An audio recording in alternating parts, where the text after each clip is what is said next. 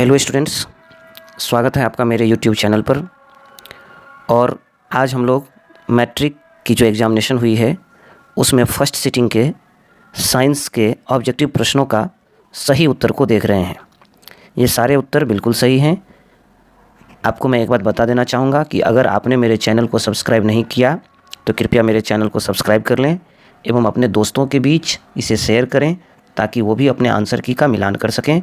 साथ ही इंटर के महत्वपूर्ण जो डिसीजन लेना है कि कौन सा विषय रखा जाए और करियर के लिए क्या किया जाए, इस सभी की जानकारी हम इस यूट्यूब चैनल के ज़रिए आपको देते रहेंगे। तो आइए बिना समय बिताए आप देखें, आप अपना क्वेश्चन पेपर लेके बैठ जाएं और क्वेश्चन का आंसर मिलाना शुरू करें। चलिए हम लोग आते हैं पहले प्रश्न पर। CaOCl2 का प्रचलित साधारण नाम। CaOCl2 का जो साधारण नाम है वो है विरंजक चूर्ण। वो क्या है? विरंजक चूर्ण। अंग्रेजी में इसको ब्लीचिंग पाउडर कहा जाता है, जो यहाँ दिया हुआ है। बढ़ते हैं दूसरे प्रश्न की ओर। कहता है आयोडीन युक्त नमक कौन सा है? तो इसमें ए भी है आयोडीन युक्त और बी भी है आयोडीन युक्त, तो सी ऑप्शन हो जाएगा जिसमें ए और बी दोनों लिखा हुआ है। बढ़ते हैं अगले प्रश्न की ओर। अगला जो हमारा प्रश्न है वो है, देखा जाए, मिश्र धातु जिसमें Cu और Sn है, 90% Cu और 10% Sn। देखिए कॉपर और Sn को मिला करके कांसा बनता है। कॉपर और Sn को मिला करके क्या बनता है? कांसा। तो वो जो है ऑप्शन डी में है और यहाँ इसका ब्रॉन्ज हो जाएगा आंसर। बढ़िए अगले प्रश्न की ओर। ऑक्सीजन गैस के एक अणु के दो परमाणुओं के बीच कितने आबंध पाए जाते हैं? तो डबल बॉन्ड पाए जाते हैं, इसलिए इसका ऑप्शन बी हो जाएगा। बढ़ते हैं अगले प्रश्न की ओर। कहता है यशद पुष्प क्या है? यशद पुष्प को फिलोसोफर वूल कहा जाता है। ये जो है ये ZnO है, जिंक ऑक्साइड को यशद पुष्प कहा जाता है। उच्च बसीय अम्लों के सोडियम लवण को साबुन कहते हैं। निम्नलिखित में से कार्बोक्सिलिक समूह का संकेत कौन सा है? कार्बोक्सिलिक समूह का संकेत है COOH, इसमें एसिड बनता है। बढ़ते हैं अगले प्रश्नों की ओर। निम्नलिखित कार्बनिक यौगिकों में कौन सा यौगिक एल्काइन है? देखिए अल्केन, अल्कीन और अल्काइन होता है।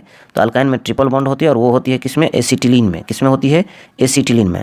पोटेशियम की परमाणु संख्या 19 है, तो इसकी संयोजकता आप निकालेंगे तो होगा 2, फिर होगा 8 और फिर होगा 8। उसके बाद 8 2 10 8 18 हो गया, तो अंतिम कक्षा में 1 इलेक्ट्रॉन बचता है। तो अंतिम कक्षा का इलेक्ट्रॉन ही क्या होता है? वैलेंसी होता है, संयोजकता होता है। देखिए इसमें गलत निशान लग गया, ए होगा इसका होगा ए, 1 होगा।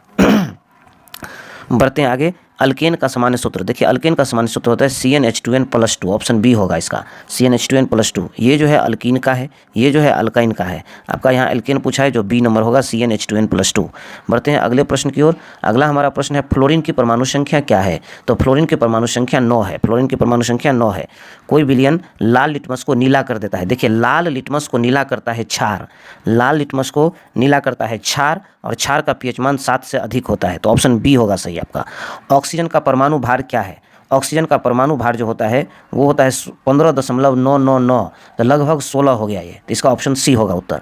बॉक्साइट किस धातु का अयस्क है? तो एल्युमिनियम का अयस्क है। धातुओं की क्रियाशीलता का सही क्रम है। धातुओं की क्रियाशीलता का आप अपने बुक में देखिएगा, शायद 55 नंबर पेज में होगा।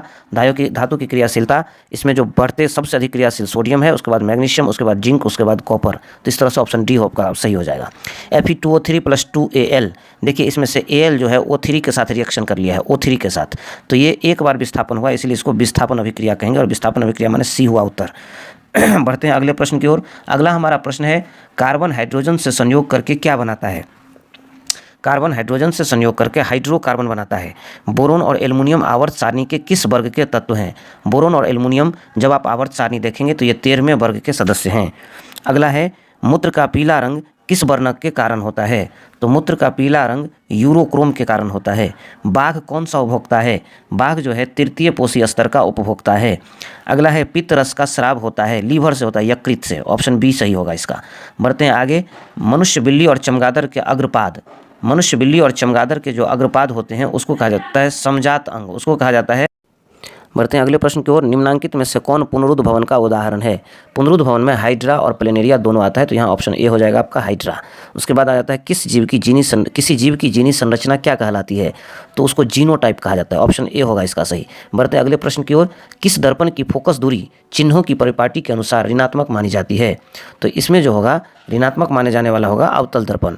अगला है आपको कि इसमें है अवतल दर्पण पर बड़ा प्रतिबिंब और काल्पनिक प्रतिबिंब बनने के लिए वस्तु को कहाँ रखा जाए? यहाँ पर लिखा हुआ है magnified virtual image concave mirror माने अवतल दर्पण में, तो फोकस और ध्रुव के बीच रखिएगा, आप किताब में देख लीजिएगा।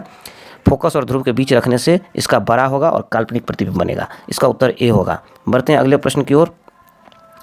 अगला हमारा प्रकाश के अपवर्तन के कितने नियम हैं? तो प्रकाश के अपवर्तन के 2 नियम हैं। उसके बाद किसी माध्यम के अपवर्तनांक का मान होता है sin i by sin r। तो इसका उत्तर हो गया sin i by sin r। बढ़ते हैं अगले प्रश्न की ओर। ए हो जाएगा इसका ऑप्शन जो हो जाएगा आपका ए हो जाएगा। उसके बाद बढ़ते हैं आपको लेंस की क्षमता का एसआई मात्रक जो होता है वो होता है डायोप्टर। अगला है आपको हीरा का अपवर्तनांक 2.42। एक प्रिज्म कितने सतहों से घिरा होता है? कई बार ये प्रश्न आया है, 5 सतहों से घिरा होता है एक प्रिज्म। अगला है आपको निम्नांकित में से किससे रंध्र के छिद्र घिरे रहते हैं? रंध्र के जो छिद्र हैं वो गार्ड कोशिका से घिरे रहते हैं। आगे बढ़ते हैं आपको कौन सी गैस श्वसन क्रिया में मुक्त होती है? श्वसन क्रिया में देखिए इसमें से कार्बन डाइऑक्साइड मुक्त होती है, तो ऑप्शन डी हो जाएगा आपका सही उत्तर। बढ़ते हैं अगले प्रश्न की ओर हम लोग। अगला हमारा प्रश्न है निम्न में से किस रंग की किरण प्रकाश संश्लेषण के लिए सबसे ज़्यादा प्रभावी है? प्रकाश संश्लेषण के लिए हरा रंग चाहिए और ऑप्शन ए आपका सही हो जाएगा। बढ़ते हैं आगे। ग्लूकोज के पूर्ण ऑक्सीकरण से क्या मुक्त होता है? ग्लूकोज के पूर्ण ऑक्सीकरण से कार्बन डाइऑक्साइड भी मिलती है, पानी भी मिलती है, ऊर्जा भी मिलती है, इनमें से सभी मिलती है, तो ऑप्शन डी हो जाएगा आपका सही। कोशिका झिल्ली किस प्रकार की होती है? तो अर्धपारगम्य होती है कोशिका झिल्ली, सी नंबर सही होगा।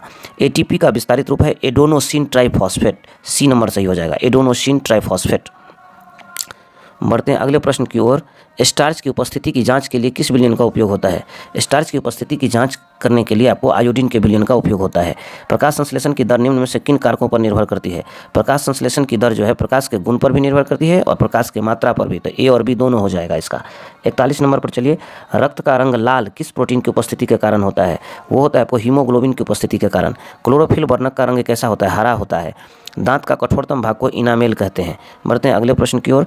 अगला है हम लोग का थायरोक्सिन हार्मोन के संश्लेषण में किसका होना आवश्यक है? थायरोक्सिन हार्मोन हमारे गला से निकलता है, बिना आयोडीन का ये नहीं निकलेगा, इसलिए आयोडीन का होना आवश्यक है, ऑप्शन बी।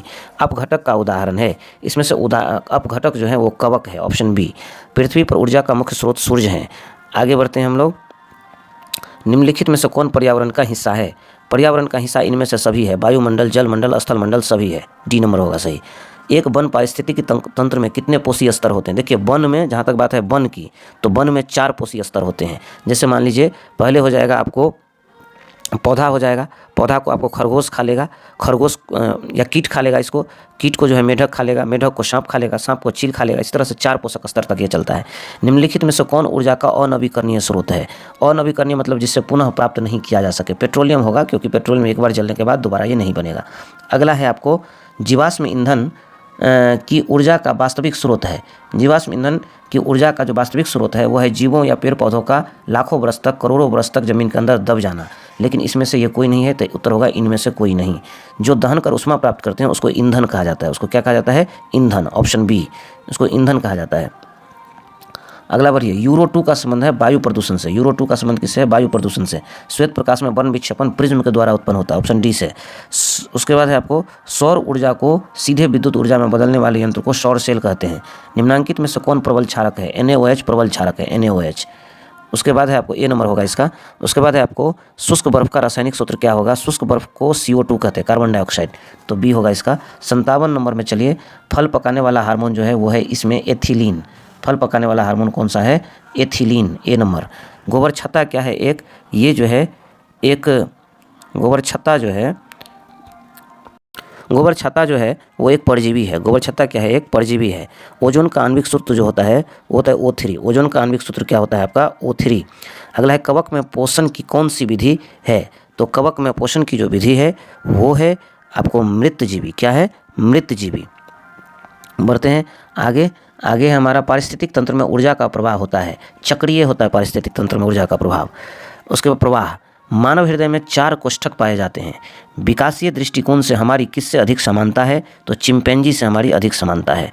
उसके बाद बढ़ते हैं आगे। दूध से दही बनने में निम्नांकित में से कौन सी अभिक्रिया होती है? किण्वन होती है, किण्वन। अगला है अभिक्रिया जिसमें देखिए किण्वन कराना था। अभी हमारे पास दूध था, दही बनाने के लिए रखे हुए थे, लेकिन संयोग से बिल्ली आकर पी गई। ये किण्वन प्रक्रिया के द्वारा बनता है दही मेरा आज, तो किण्वन होता। अभिक्रिया जिसमें आयामों का आदान प्रदान होता है वो कहलाता है द्विविस्थापन।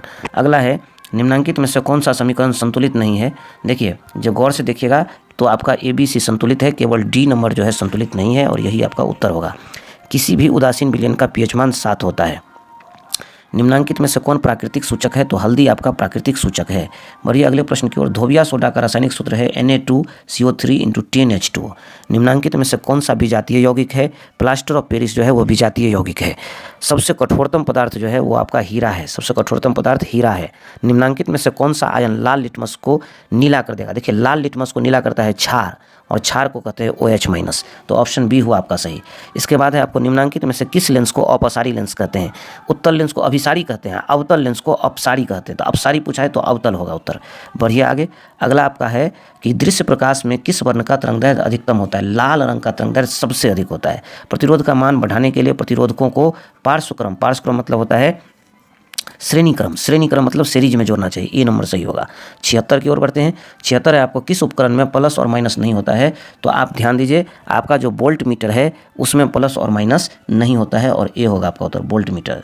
उसके बाद है आपका एक अभिसारी किरणपुंज समतल दर्पण पर आपतित होती है तो परावर्तित किरणपुंज कैसा होगा?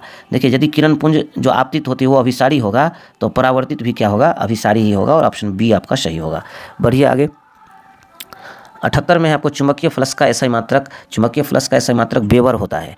एक एमीटर में 0 तथा 2A अंकों के बीच 20 विभाग है। एमीटर का अल्पतमांक होगा, लिस्ट काउंट निकालने पर 0.1 एम्पियर होगा। उसके बाद बढ़ते हैं आगे 80 नंबर और अंतिम प्रश्न है। यदि कोई प्रतिरोध समांतर हो तो उनका समतुल्य प्रतिरोध कैसा होगा? यदि कोई प्रतिरोध समांतर हो तो आप देखिएगा समांतर क्रम में जोड़ने पर 1/R बराबर इसमें होता है आपको 1/R बराबर 1/R1 + 1/R2। तो इसका जो मान होगा वो इस सभी से ज़्यादा होगा, प्रत्येक प्रतिरोध से अधिक होगा, और 80 का उत्तर ए होगा। तो स्टूडेंट्स आज हम लोगों ने 80 प्रश्नों के उत्तर को जाना है। फिर मैं द्वितीय पाली के साइंस एवं अन्य विषयों का भी आंसर तैयार करूंगा। अभी कुछ व्यस्त होने के कारण नहीं कर पा रहा हूं, लेकिन आपकी परीक्षा समाप्त होगी तो आप पर डे एक आंसर अपना चेक करते चलेंगे। साथ ही अपने दोस्तों के बीच इस चैनल को शेयर करेंगे ताकि मैं आपको इंटर में रखे गए विषयों और आपके जीवन में आगे करियर में कुछ करने से संबंधित जानकारी दे सकेंगे। ये वीडियो देखने के लिए आपको धन्यवाद।